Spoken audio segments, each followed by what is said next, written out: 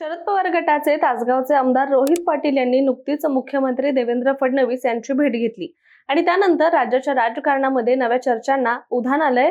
रोहित पाटील भाजपच्या वाटेवर आहेत का असा प्रश्न आता उपस्थित केला जातोय आणि या चर्चेला आणखी एक महत्त्वाची पार्श्वभूमी आहे, ती म्हणजे विधानसभा निवडणुकीमध्ये रोहित पाटील यांनी पराभूत केलेले माजी खासदार संजय काका पाटील यांचा भाजप प्रवेश अद्यापही लांबणीवर पडलेला आहे। त्यामुळे भाजपने संजय काकांऐवजी रोहित पाटील यांच्यावरच डाव टाकला आहे का अशी राजकीय चर्चा रंगू लागली आहे। त्यामुळे नेमकं तासगावच्या राजकारणामध्ये काय घडतंय, रोहित पाटील यांच्या मुख्यमंत्री भेटीमागचं कारण नेमकं काय आणि या सर्व घडामोडींमुळे सांगलीच्या राजकारणामध्ये कोणती नवी समीकरणं तयार होत आहेत याचबद्दल आजच्या व्हिडिओमध्ये आपण बोलणार आहोत। त्यामुळे हा व्हिडिओ शेवटपर्यंत नक्की बघा। नमस्कार, मी रामेश्वरी आणि तुम्ही पाहताय कट टू कट। पश्चिम महाराष्ट्रात काँग्रेस आणि राष्ट्रवादी काँग्रेसचा बालेकिल्ला असलेल्या सांगली जिल्ह्यामध्ये भाजपचं कमळ फुलवलं।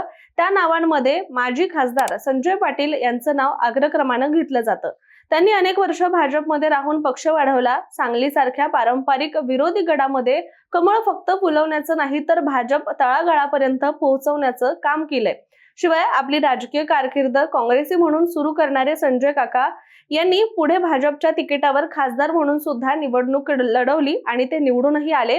मात्र पुढे परिस्थिती बदलत गेली। स्थानिक भाजप पदाधिकाऱ्यांशी त्यांचे मतभेद वाढू लागले आणि त्यामागचं प्रमुख कारण म्हणजे काँग्रेस आणि राष्ट्रवादी काँग्रेसमधील अनेक नेत्यांशी त्यांनी ठेवलेले वैयक्तिक संबंध। स्थानिक भाजप नेतृत्वाला हे फारसं रुचलं नाही, परिणामी पक्षांतर्गत नाराजी वाढत गेली।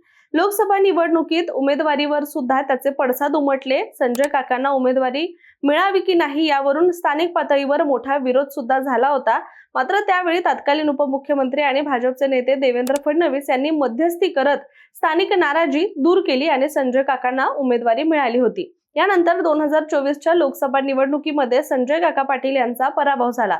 त्यानंतर त्यांनी मोठा राजकीय निर्णय घेत भाजपला रामराम केला आणि अजित पवार यांच्या राष्ट्रवादी काँग्रेसमध्ये प्रवेश केला। पुढे त्यांनी तासगाव कवठे महाकाळ विधानसभा मतदारसंघातून निवडणूक लढवली, मात्र त्या ठिकाणी सुद्धा त्यांना पराभव स्वीकारावा लागला। विशेष म्हणजे या निवडणुकीमध्ये त्यांचा सामना झाला तो शरद पवार गटाचे उमेदवार रोहित पाटील यांच्याशी आणि रोहित पाटील यांनी संजय काकांचा पराभव करत स्वतःची राजकीय ताकद सिद्ध केली। त्यामुळे आजची परिस्थिती अधिकच रंजक ठरतेय, कारण ज्या नेत्याने संजय काकांना पराभूत केलं त्याच रोहित पाटील यांच्या भाजप प्रवेशाच्या चर्चा आता सुरू झाल्यात। दरम्यान विधानसभा निवडणुकीनंतर संजय काका पुन्हा भाजपमध्ये परतण्यास इच्छुक असल्याच्या चर्चा सुरू झाल्या। अनेक बैठका झाल्या, राज्यातील वरिष्ठ नेत्यांशी संपर्क वाढला। शिवाय पालकमंत्री चंद्रकांत पाटील यांनी तर जाहीरपणे संजय काका भाजपमध्ये येणार असल्याचं देखील सांगितलं। मात्र त्यांच्या भाजप प्रवेशाची तारीखही निश्चित झालेली। मात्र ऐन वेळी राज्य भाजपकडून सांगण्यात आलं की पावसाळी अधिवेशनानंतर पक्षप्रवेशाचे कार्यक्रम केले जातील। त्यामुळे पुन्हा एकदा संजय काका यांचा पक्षप्रवेश थांबला।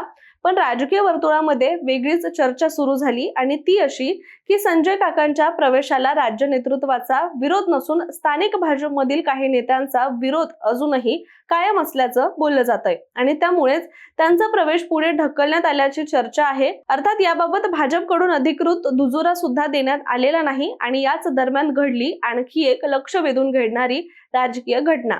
शरद पवार गटाचे आमदार रोहित पाटील यांनी मुख्यमंत्री देवेंद्र फडणवीस यांची भेट घेतल्यानंतर अनेक शक्यता आणि चर्चांचा जन्म झाला, कारण गेल्या काही कालावधीमध्ये शरद पवार गटाचे आमदार अस्वस्थ आहेत अशा बातम्या सातत्यानं पुढे येत होत्या। शरद पवार गटाचे आमदार भाजपसोबत जायला इच्छुक आहेत अशा चर्चा सुरू होत्या आणि काही बातम्या अशाही पुढे आल्या की शरद पवार गटातील आमदारांचा एक गट थेट भाजपसोबत जाऊ शकतोय। त्यामुळे रोहित पाटील यांनी देवेंद्र फडणवीस यांच्यासोबत घेतलेल्या भेटीला सुद्धा एक वेगळा अर्थ प्राप्त झाला आणि यानंतर अचानक रोहित पाटील भाजपमध्ये प्रवेश करू शकतील अशा चर्चांनी देखील जोर धरलाय। विशेष म्हणजे याच काळामध्ये संजय काकांचा प्रवेश पुढे ढकलला गेला होता आणि त्यामुळे दोन्ही घटनांचा संबंध जोडत विविध राजकीय तर्कवितर्क सुद्धा समोर आले। खरं तर संजय काकांच्या विरोधात स्थानिक भाजप पदाधिकाऱ्यांमध्ये असणारं नकारात्मक वातावरण रोहित पाटील भाजपमध्ये जाणार ही चर्चा सुरू व्हायला कारणीभूत ठरलं। म्हणजे ज्या रोहित पाटलांनी संजय काकांना पाडलं तेच रोहित पाटील आता भाजपमध्ये जाऊ शकतात असं वातावरण आणि या संजय काकांबद्दल स्थानिक पातळीवर असणाऱ्या नकारात्मक चर्चेमुळे चालू झालं।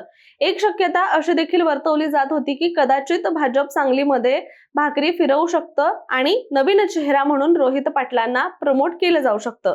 रोहित पाटील असे युवा आमदार आहेत हिरारीने पुढे असतात आणि सोबतच ज्या गटातून ज्या पक्षातून ते येतात त्या पक्षातले लोक आमदार हे भाजप सोबत जायला इच्छुक आहेत, तशा बातम्या सातत्याने आल्यामुळे रोहित पाटील यांच्याबाबत भाजप प्रवेशाच्या चर्चा चालू व्हायला अनुकूल वातावरण देखील निर्माण झालंय।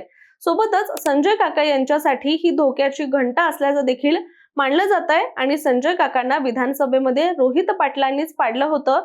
त्यामुळे जर भाजपकडून स्थानिक पातळीवर संजय काकांना असणारा विरोध बघता रोहित पाटलांना बळ दिलं तर त्यांचा भाजप प्रवेश करून घेतला तर हे संजय काकांच्या राजकीय भविष्यावर पाणी ओतल्यासारखं आहे असं म्हणता येणार आहे। खरं तर या सगळ्या घटनाक्रमावरून ज्या चर्चा पुढे आल्या यानंतर जेव्हा रोहित पाटलांनी माध्यमांशी संवाद साधला त्यावेळी रोहित पाटील म्हणाले की मी इतर कुठल्याच कामासाठी नाही तर माझ्या मतदारसंघामध्ये असणाऱ्या MIDCच्या कामासाठी मी मुख्यमंत्र्यांची वेळ घेतली होती आणि त्यांना भेटायला आलो होतो असं म्हणत त्यांनी खरं तर या चर्चांवर पडदा टाकण्याचा प्रयत्न केलाय। पण राजकारणामध्ये सांगितलं गेलेलं विधान हे त्या विधानाच्या मागे काय चाललंय हे लपवण्यासाठी अनेक वेळा केलेलं असतं। त्यामुळे रोहित पाटील आता काय निर्णय घेतात याकडे आता सर्व राज्याचं लक्ष लागून राहिलंय। त्यामुळे रोहित पाटील हे शरद पवारांचे अत्यंत विश्वासू मानले जातात। RR पाटलांचे सुपुत्र हा त्यांचा प्लस पॉइंट आहे। सोबतच स्थानिक पातळीवर गेल्या काही वर्षात रोहित पाटलांनी उभं केलेलं संपर्काचं जाळं देखील रोहित पाटलांच्या उद्याच्या वजनदार राजकीय भविष्यासाठी देखील पूरक आहे।